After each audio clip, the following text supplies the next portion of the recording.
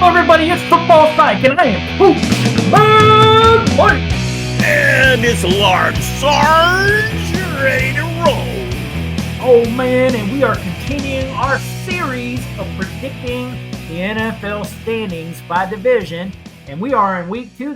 Today, we are going to go over their large Sarge. We're going to go over the AFC South. Let's hit it. All right. Well, you know what? I will tell you what I think about the AFC South. Like, we did the AFC North last week. That division looks extremely tight. I don't know what it is about the AFC, but this one looks like extremely tight too. Not as good as the North, but they got Houston's in there. What are we going to answer in terms of this show tonight? So we're going to do 3 questions, okay? How will the AFC South team standings change in 2024? What do we think? What are the biggest questions surrounding every team in the AFC South? And what are we most excited to see from each team?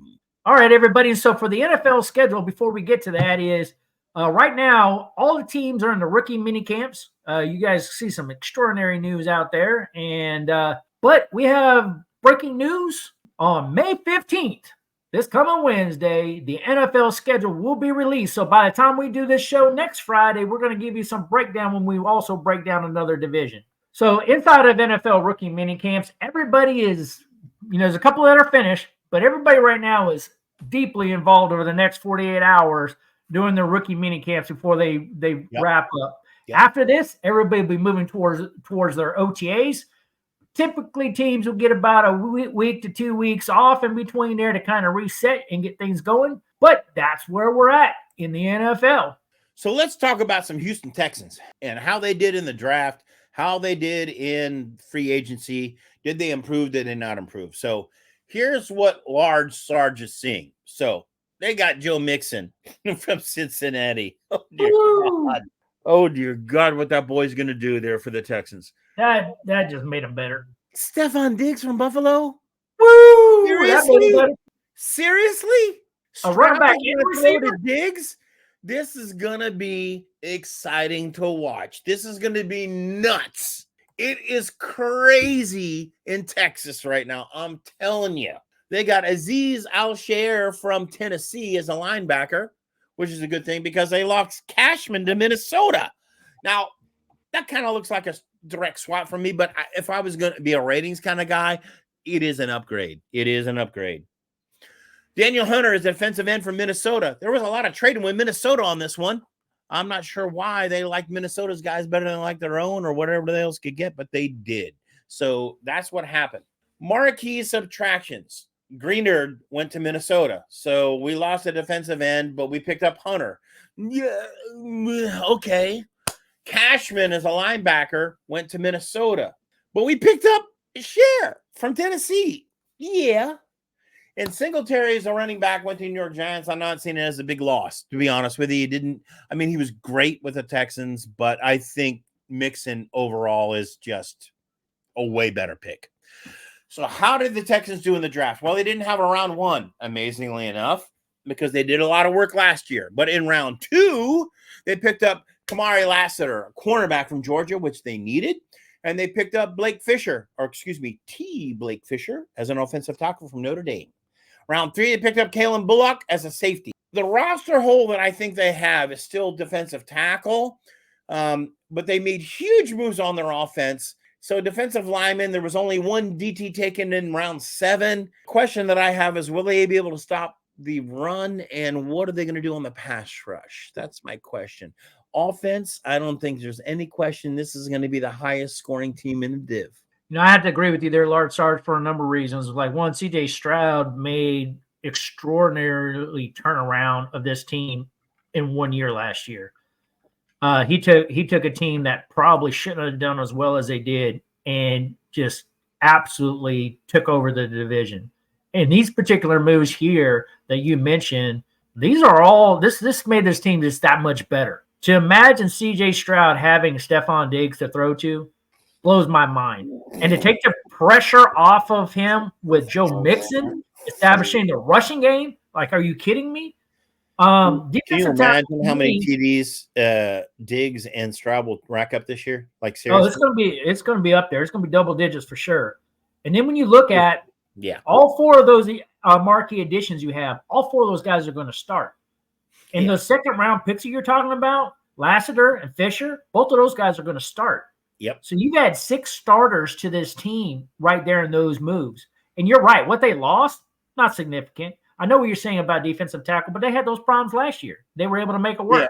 I'm with you. I actually think this team's much improved. And, man, they are going to be something to watch. There is no reason for them not to take the division. Like, seriously, all excuses are off the table. This team should perform this year. Exactly. So let's get to the Indianapolis Colts. Now, this is one that you can't get too excited about. Actually, it seems somewhat lackluster to me. So the key marquee addition they got is Joe Flacco. Joe Flacco, to me, is a stretch to call a marquee addition because he's going to be a backup. This guy might not ever see the field. He's an insurance policy. I guarantee you, Coach Mad Mike, Flacco winds up starting with the team. No, maybe I don't. Game 5, game 6, he's going to be their guy. Watch what happens. No, it's not going to happen. So anyway, cornerback was their biggest need. They didn't really address it in their top 3 rounds of the pick. They picked up a great edge rusher. Top guy. Latu is just going to be incredible. It's a great thing. It's not enough. Adonai Mitchell is a wide receiver picking in the 2nd round is going to be their slot receiver guy. Okay, so that's going to give Richardson a little bit of extra guy to go to, right? And that offensive tackle is a backup at best with the 3rd pick. He's not going to start. So to me, it really didn't look like they did anything really. And that's the question. Did they do anything to help themselves? To me, it doesn't look like they really did. Okay, you picked up an edge rusher out of the draft. Great. You had a 1st-round pick. You were expected to do that. There was no splash here. There's nothing to get excited about. So how do you think that's going to impact how they do this year in the division? All right, that's a good one. Yeah. Yep. All right. Tennessee Titans. Oh, the Titans. How far they've fallen from Super Bowl famedom down to rebuilding and then rebuilding again, head coaches changes, all the things we could talk about. Did I even spell Tennessee correctly? Is that right? No. Tennessee? I think so. Anyway, marquee additions. So they got Chidobe Awuzie, cornerback from Cincy. Great move. Calvin Ridley from Jacksonville.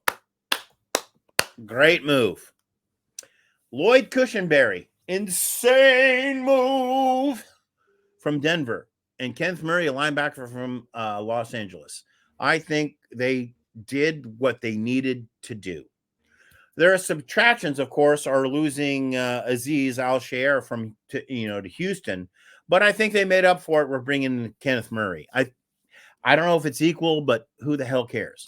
The biggest remaining roster haul, I think, is at right tackle.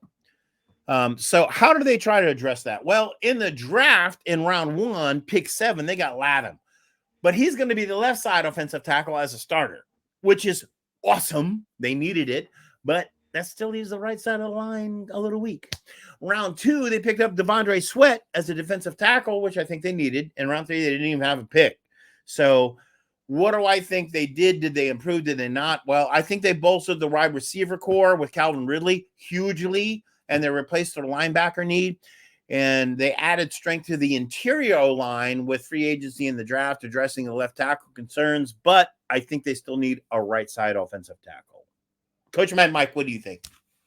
Well, it's very interesting. One, I think Calvin Ridley is just going to be insane, right? Like anywhere he goes, that's just an incredible addition to a team. But when I look at this team here and what we have is, all your key additions are going to be starters. J.C. Latham, great pickup.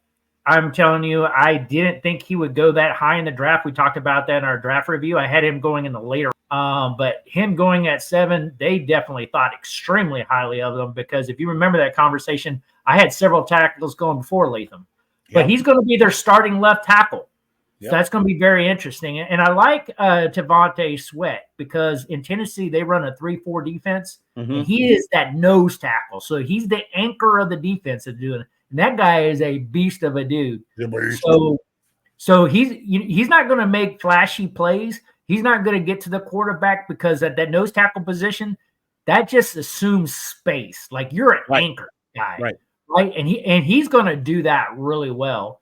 So I think that's going to be right. The thing that I'm not so sure about is I'm kind of with you. with Kenneth Murray.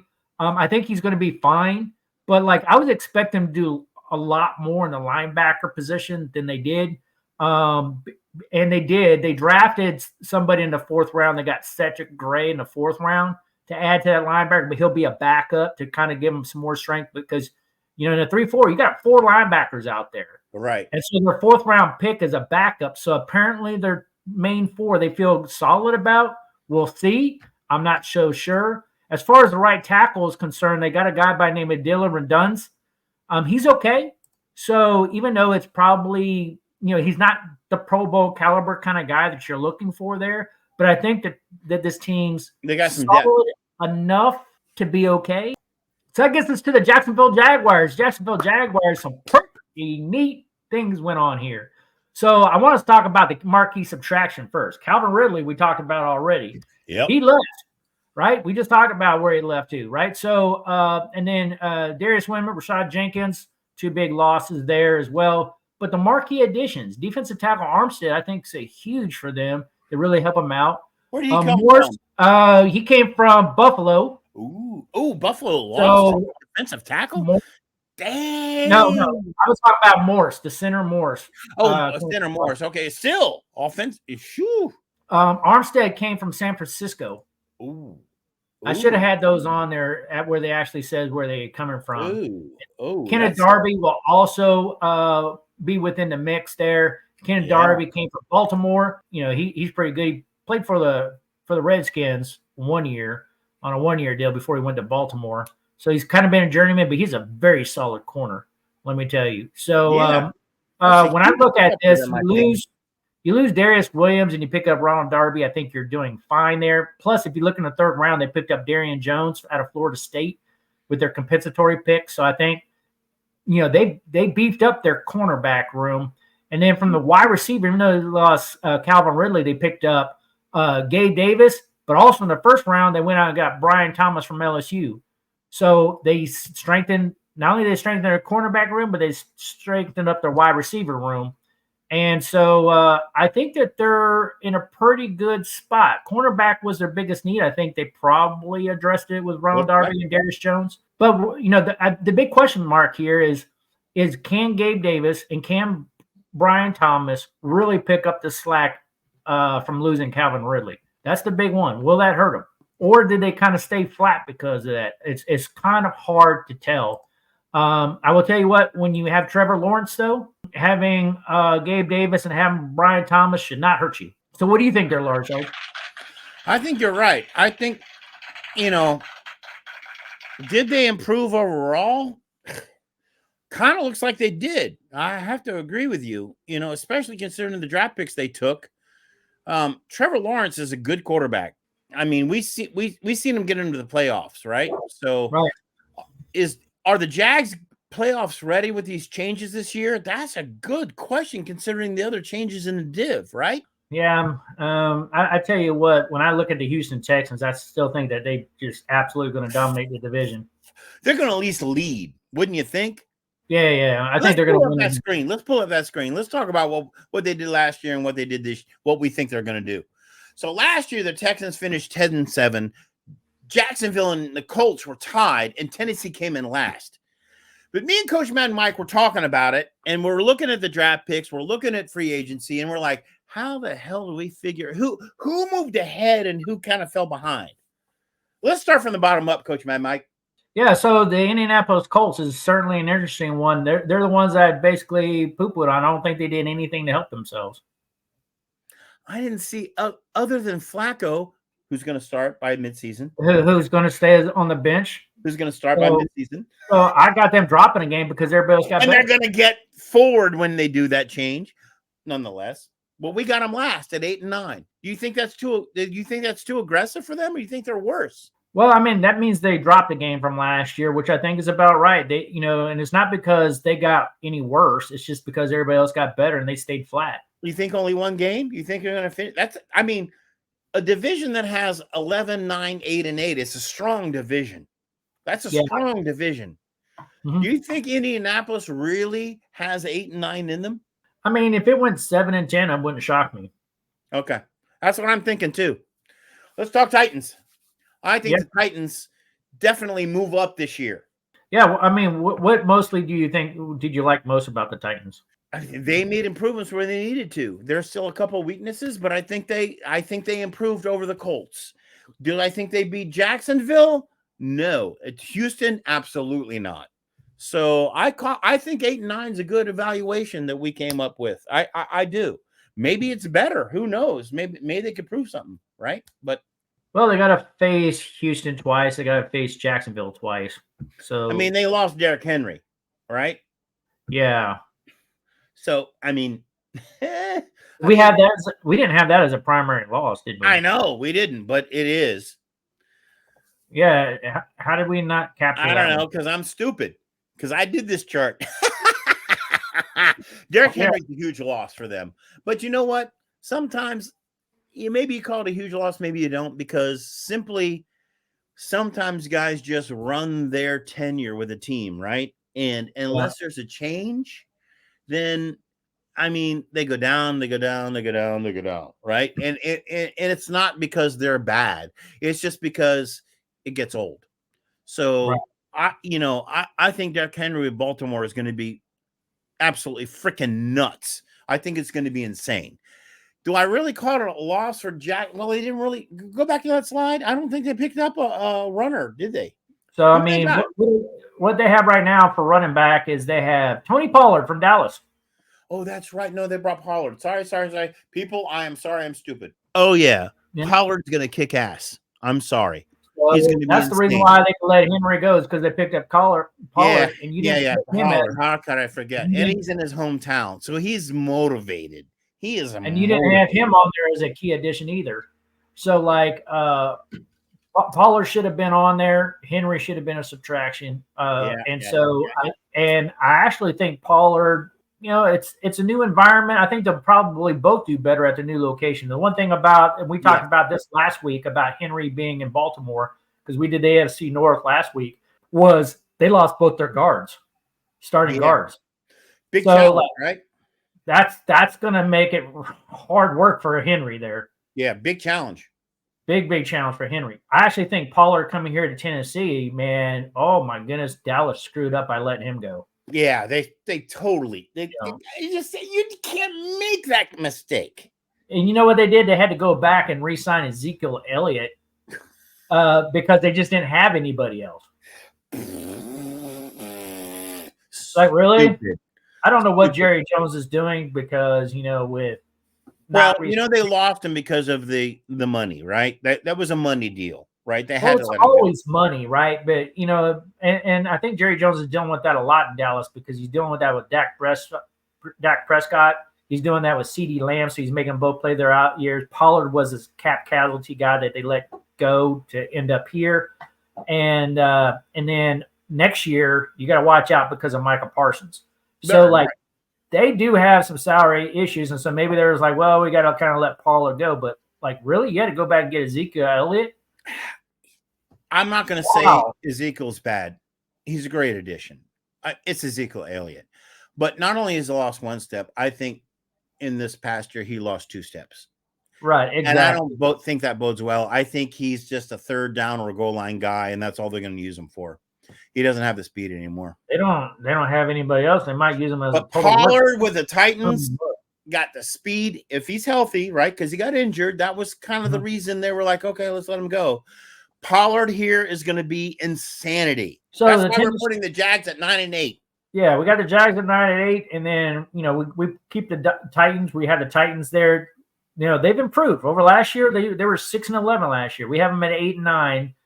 By getting guys like Pollard and that sort of thing. You think we rated it wrong with Pollard with the Titans? Do they go 9-8 as well? You think we rated it wrong?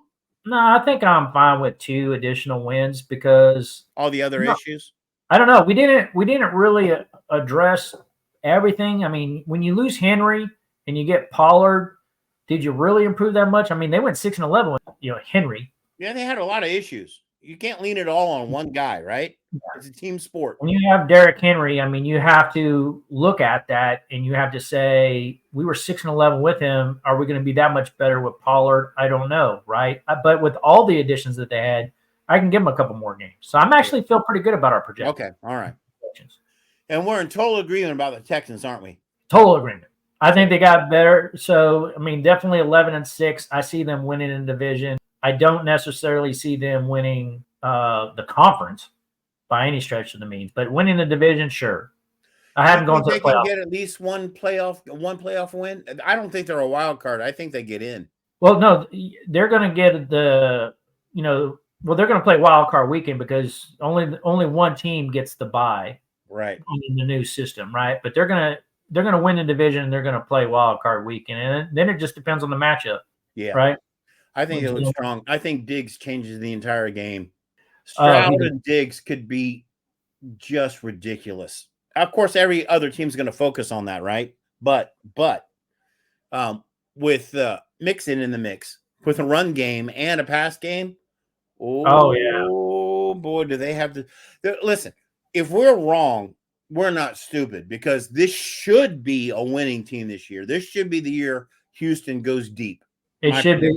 Yeah. I mean, we'll see. We'll see. Like, the key is get to the playoffs, and then after that, anything can happen. Yeah, right. What happens. But they have every reason to get deep. That is the AFC South. And I tell you what, the more that we go through these things, Large Sarge, every week, we're going to learn these teams so much better. It's going to make for an exciting football season because we know these teams a little bit better by doing our homework on them all. I'm telling you, Coach Mike, what a great idea you had to do this review, especially in this particular part of the season, because I'm having to do a lot more exploration on other teams than my 2 favorites or 3 favorites. And I love it. I love looking to see what they did and see how the comparison goes. I think this is good turf. I'm learning more about the game, and I appreciate that you put this forward for us to do in this thing. So, yeah. And for all you fans that are out there, I know that you'll probably tune in because of your division, but look at the other divisions. Look at the other reports that are out there, because it'll give you a very interesting perspective of what's going on around the NFL with certain matchups. How your conference is going to shake out. And we might do that too. We might go from 8 weeks to 10 weeks on this series, because we might do an AFC and an NFC review. Oh, I think we need to roll it up one for sure, Coach Matt. Yeah, for sure. I think that'd be cool, right? And then that way we can kind of make some really good assessments there after we've done a look at all the see how good we are or how bad we are, right? That's right. Let's do it, and see what we're looking at there. So, all YouTubers out there, thank you for watching. Thank you for subscribing to us. We appreciate the views. We appreciate your support. Next week is going to be the AFC East. AFC East. All right, guys. It's been great. This is Football Psyche, and we are out of here.